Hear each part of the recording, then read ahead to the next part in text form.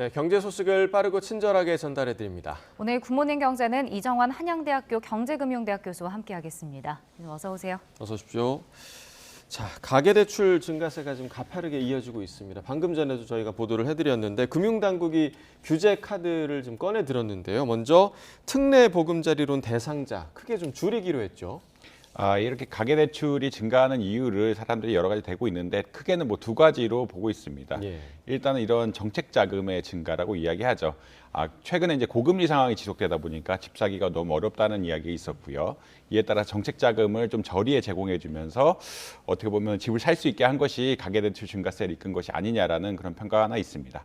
두 번째로는 이제 아까 50년 만기 대출 뉴스가 계속 나오는데 예. 이제 50년 만기 대출 같은 특수한 상품들이 흔히 말하는 기존의 규제를 우회하는 툴로서 우회하는 방식으로서 적용이 되면서 가계부채가 는 것이 아니냐라는 게 크게 이제 두 가지에 대한 고민이 있고요.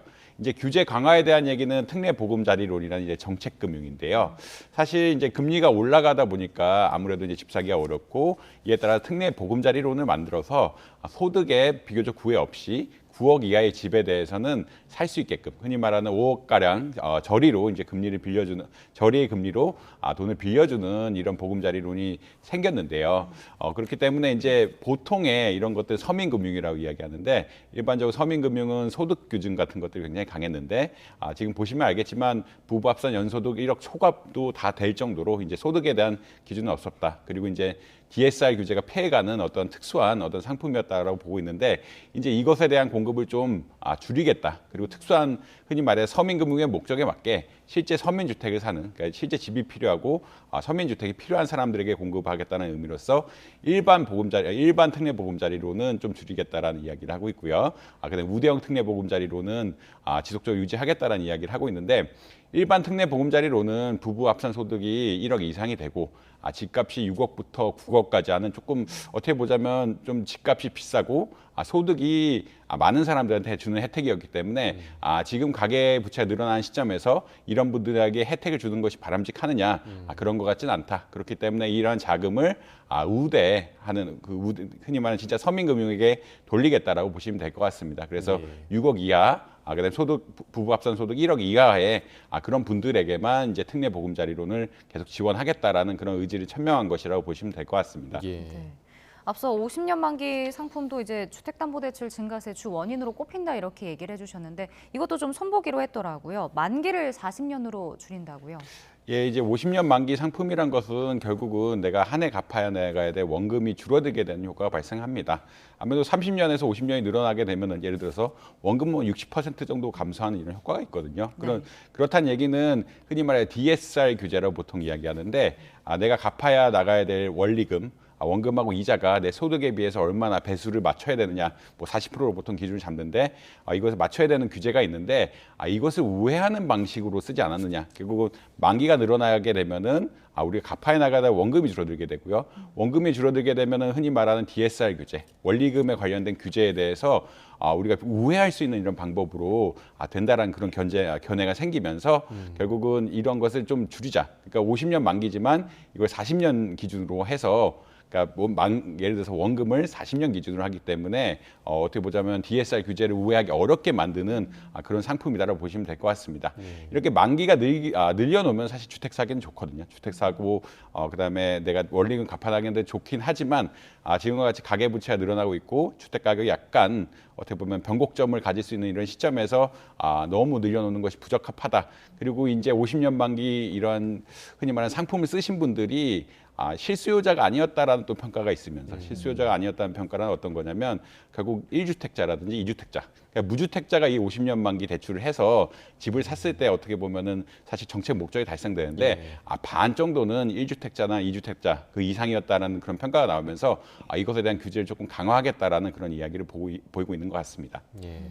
방금 말씀해 주신 그 DSR도 좀 전보다는 엄격하게 산정하겠다 이랬는데 변동금리 상품에 대해서 가산금리를 적용한다. 이게 어떤 뜻인가요? 사실 이제 변동금리 상품이란 것은 금리가 계속 지속적으로 변동하죠. 지속적으로 변동한다는 것은 금리가 내려갈 수도 있지만 금리가 올라갈 수도 있다는 이야기고요. 그렇다는 얘기는 내가 갚아야 될 어떤 원리금이라고 이야기하죠. 원금은 정확하게 갚아 나가야 되는 비율이 정해져 있지만 이자 부분은 사실 변동금리의 경우 탄력적으로 바뀔 수가 있습니다. 지금같이 금리가 올라가게 된다 그러면 어떻게 보면은 내가 내야 되는 이자 부분이 더 있는데 이렇게 더 있는 부분을 계산한다 그러면 사실 아까 말씀드린 DSR 규제에 보다 엄격하게 적용을 받을 수밖에 없거든요. 그렇기 때문에 변동금리에 대해서는 지금 빌리지만 어떤 특정한 퍼센테이지를 빌리지만 여기다 추가적으로 스트레스를 건다 그러는데 추가적으로 가산금리를 더해서 그 부분을 이자로 하겠다. 1% 정도 더 붙여가지고 원리금을 계산하고 원리금 그 비율을 가지고 우리가 DSR 규제를 적용하겠다라는 그런 입장이다라고 보시면 될 것 같습니다. 결국은 변동금리라는 것은 내가 갚아야 나가야 될 이자 부분이 변동이 굉장히 크고요. 그렇기 때문에 미래에 이자를 못 갚아나갈, 그러니까 이자 부분이 늘어날 가능성을 고려해서 추가적으로 현재 금리에 비해서 플러스 1% 정도 해서 우리가 어떻게 보면은 원리금 상환 비율을 결정하고 그것에 따라서 DSR 규제를 적용하고 보다 엄격하게 대출을 해주겠다라고 보시면 될 것 같습니다. 그러니까 이렇게 금융당국이 규제에 나선 게 그만큼 가계대출이 크게 늘어났기 때문인 거잖아요. 이번에 대책이 어느 정도 효과가 있을까요? 사실 이제 이런 것들, 지금 금융당국의 기조 자체가 대출 좀 줄이자는 기조가 나오게 되면은 은행들의 반응을 보면 뭐 코로나 전후라든지 2019년 여러 가지 규제가 나왔을 때 보면은 가산금리 같은 것도 좀 올리거든요. 그러니까 대출 금리를 올리는 경향성들이 발생합니다. 결국은 정부가 정책적으로 어떻게 보면 그 흔히 말하는 대출 줄이자라고 하면은 이런 정책 자금이라든지 뭐 DSR 규제 이런 것들이 강화되기도 하고 은행 차원에서 대출 금리를 약간씩 올리는 현상들이 발생합니다. 네. 은행 역시 부담을 가지기 때문에 그런 것이고요. 지금 뭐 주택 시장이 수도권 특히나 서울 지역에는 괜찮다라고는 하지만 나머지 지역은 아직까지 그렇게 살아난 상황은 아니고 그에 따라서 흔히 말하는 화랑이라고 보기는 좀 어렵거든요. 그러니까 일부 지역에서 반등을 하고 있다는 평가이기 때문에 지금 주택 시장 상황이 그렇게 호황기가 아니고 이런 반등기인 상황에서 이런 주택자금 규제라든지 아니면 대출 규제 같은 것들이 더 들어가게 된다면 아무래도 정책 목적을 좀 달성하기가 용이하지 않나. 사실 2020년대 그때 같은 경우에는 주택 시장이 워낙 좋았기 때문에 어떤 규제도 먹히지 않는 이런 상황이 발생을 했는데 지금은 일부만 반등하고 있는 상황이고 나머지 지역에서는 오히려 하락하는 경향을 보인다라는 이런 주택 시장의 상황상 특성 그리고 은행들의 반응, 그다음에 이런 정책 규제 같은 것들이 아마 비교적 효과적으로 작용할 수 있는 환경이 되었다라고 개인적으로 생각하고 있습니다. 예. 자, 이어서 국내 고용과 관련한 좀 이야기를 좀 해보겠습니다. 지난달에 취업자 수 증가폭이 2달 연속 20만 명대 머물렀습니다. 청년과 이 제조업 일자리 부진이 좀 눈에 띄는 대목인 것 같은데 뭐 구직을 포기한 청년들도 많다 이런 얘기도 들리더라고요. 이게 실제 숫자가 조금 그러니까 26만 명 정도 들었는데 숫자를 보면은 조금 어떻게 보면 부정적인 의견이 좀 많습니다. 왜냐하면 60대 이상 분들이 일자리가 30만 개가 늘었고요.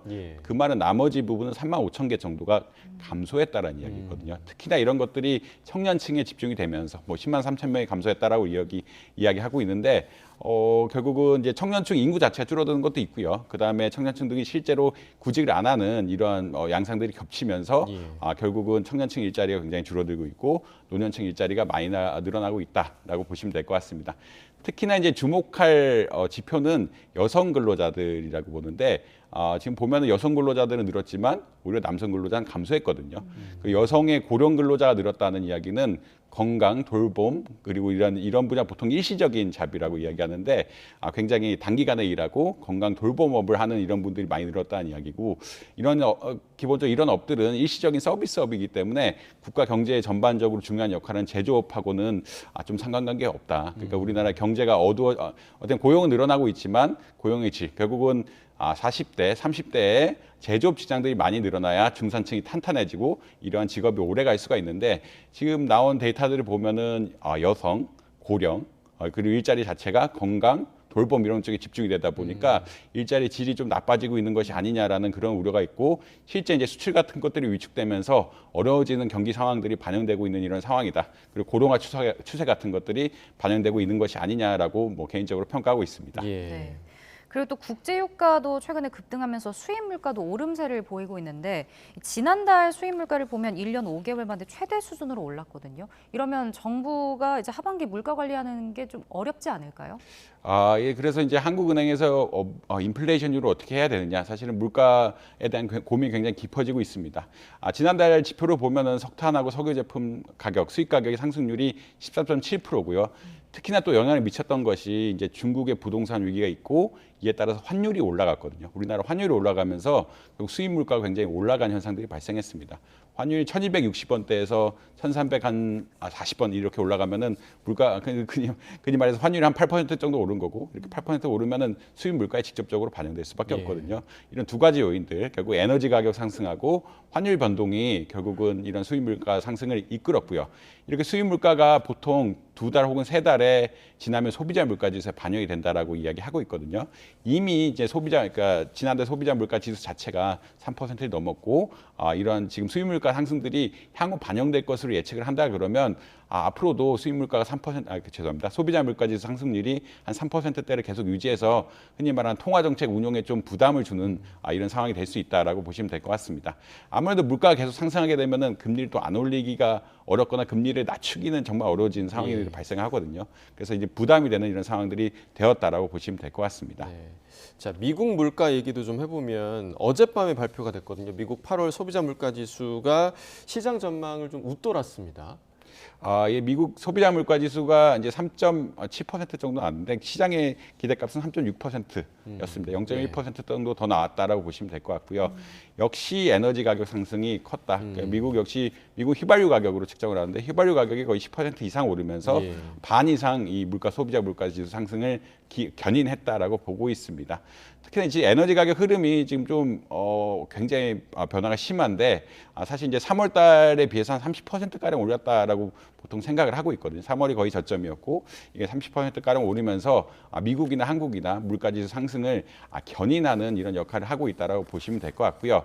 그렇지만 이제 좀 긍정적인 뉴스는 이제 근원 소비자 물가지수라고 해서 결국은 어떻게 보면은 에너지 가격, 식료품 가격을 뺀 어떠한 흔히 말하면 코어보다 이제 경제에 밀접한 물가 지수가 있는데, 이 부분은 이제 예측하고 유지했을 뿐만 아니라 이제 지난달에 비해서 좀 감소하는 경향이 보였거든요. 지난달은 4.7%였는데 이번에 4.3%가 나오면서 근원 소비자 물가 지수는 조금 떨어지는 것이 아니냐. 이렇게 소비자 물가 지수가 근원 소비자 물가 지수가 사실은 미국의 중앙은행이 연준에서 보다 더 깊이 관심이 있어 하는 지표이기 때문에 이런 떨어지는 추세가 계속되면은 긍정적인 것이 아니냐라고 뭐 일단 생각할 수도 있을 것 같습니다. 결국 소비자 물가 지수는 에너지 가격 때문에 굉장히 많이 올랐고, 근원 소비자 물가 지수는 그래도 이제 하향하는 추세는 계속되고 있다라고 아마 이해하시면 될 것 같습니다. 네. 일단 시장에서는 연준이 9월 FOMC에서 금리를 동결할 걸로 좀 전망을 하고 있는 것 같은데, 금리 인하할 시점은 좀 미뤄진다고 보면 될까요? 그래서 이게 두 가지 신호가 섞여 나오면서 사실은 미국의 연준의 어떤 정책이 어떻게 될 거냐 약간 혼조세를 보이고 있고요. 소비자 물가 지수 자체가 올랐다는 것 자체는 굉장히 부정적인 뉴스입니다. 물가 지수가 올랐다는 것은 기준금리 더 올려가지고 물가 지수를 잡아야 되는 연준의 역할이 더 강화될 수 있다는 이야기라고 볼 수 있는데, 근원 물가 지수는 계속 하향세를 어떻게 보면은 추세적으로 떨어지고 있는 양상이라 이것을 더 올려가지고 경기 침체를 유도하는 것이 바람직한 것이냐라는 그런 논의들이 계속 나올 수밖에 없습니다. 그래서 결국 초점은 이제 에너지 가격이 얼마나 오를 것이냐, 이런 것이 사실 100달러 아래로 유지될 것이라고 생각은 하는데, 이게 또 다른 외부적인 요인에 의해서 추가적으로 올라가게 된다라 그러면 물가지수 상승폭이 커지게 되고 이것이 결국 근원 물가지수 상승폭까지 이어질 수가 있거든요. 그렇기 때문에 이게 결국은 지표를 좀 봐야 된다. 그러니까 근원 물가지수만 보면은 나쁘지 않은데, 근데 소비자 물가지수는 에너지 가격 때문에 또 오르고 있고, 이 소비자 물가지수 오른 것들이 또 근원 물가지수에 반영이 되기 시작하면은 이게 어떻게 될지 모르니까 좀 혼재되는 양상이다라고 보시면 될 것 같고, 아무래도 둘 다 내려갔으면 사실은 가장 긍정적으로 해서 기준금리를 낮출 것이다라고 좀 혹은 올리지 않을 것이다 쉽게 이야기할 수가 있는데, 그런 상황은 아니다. 앞으로 에너지 가격 추세 같은 것들을 유심히 볼 필요가 있다라고 결론 내릴 수 있을 것 같습니다. 네. 자, 마지막으로 해외 증시 소식도 좀 알아보겠습니다. 큰 변동은 없었습니다. 보합세로 마감이 됐네요. 그래서 이게 물가 지수가 사실 보합적인, 어떻게 보면 근원 물가 지수는 떨어지고 있고 소비자 물가 지수는 에너지 가격 때문에 약간 올라가고 있던 이런 경제 상황이 실제 반영됐다라고 아마 보시면 될 것 같습니다. 아무래도 아무래도 소비자 물가 지수에 더 민감한 다우존스 같은 지수들은 조금 떨어졌고요. 나스닥 S&P는 뭐 사실 약간씩 오르면서 어떠한 금리 상승에 대한 기대감이 왔다 갔다 하는 이게 정확하지 않은 현상들이 발생한 것이 아니냐. 결국은 향후 데이터가 더 중요할 것이 아니냐. 에너지 가격의 흐름이라든지 이런 국제 정책, 전 세계전 경제 움직임이 아마 더 중요해지지 않을까라고 뭐 개인적으로 평가하고 있습니다. 네, 알겠습니다. 구민의 경제 오늘 여기까지 듣겠습니다. 이정환 교수와 경제 이야기 나눠봤습니다. 고맙습니다. 고맙습니다.